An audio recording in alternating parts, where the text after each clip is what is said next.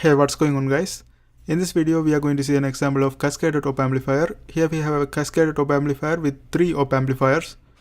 2 op amplifiers are connected to the third op amplifier, and the voltage of these two, voltage output of these two is going to be the voltage input of this third op amplifier. Okay, now first we are going to find out this VO1, VO2, let's call this one VO2 voltage. And after we find out this one, that's going to be the input voltage for the third op amplifier. From that one we can calculate our VO3 value. VO3 is the main question. Okay, now let's go ahead and deal with op amplifiers one by one. Here you can see this op amplifier is the input voltage is connected to the inverting terminal. In other words, you can say negative terminal. When we have op amplifier, the input voltage connected to the negative terminal, we can use this equation to calculate the output voltage. So first we are going to calculate the output voltage of this top op amplifier, that is VO1. VO1 is going to be equivalent to negative feedback resistance, that is 5 kilo ohm.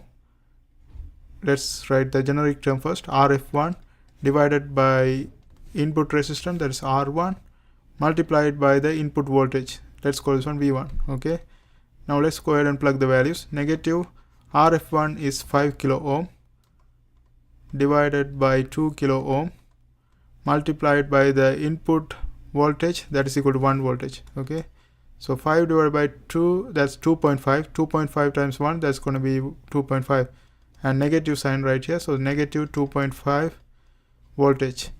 Now let's calculate VO2. VO2 is going to be negative RF2 divided by R2 times V2.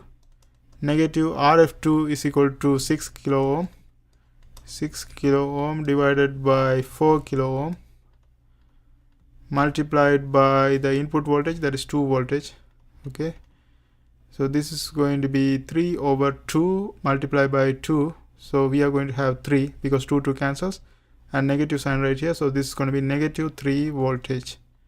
So this is VO1, this is VO2. Now let's go ahead and plug the values. This is VO1, that is negative 2.5, and here we have VO2, that is equal to negative 3 voltage. And here you can see we have 2 input voltages, and that is connected to this one. And here you can see this is also inverting op amplifier because the input voltages are connected to the negative terminal. So this is also an inverting op amplifier.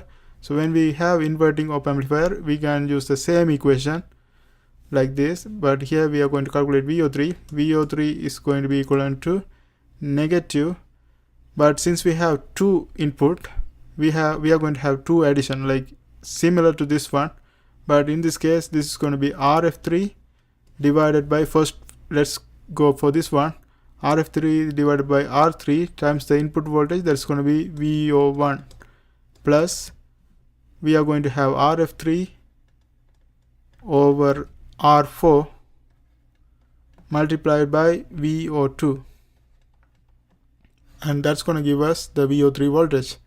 Now let's go ahead and plug the values. RF3 is equal to 8 kilo ohm.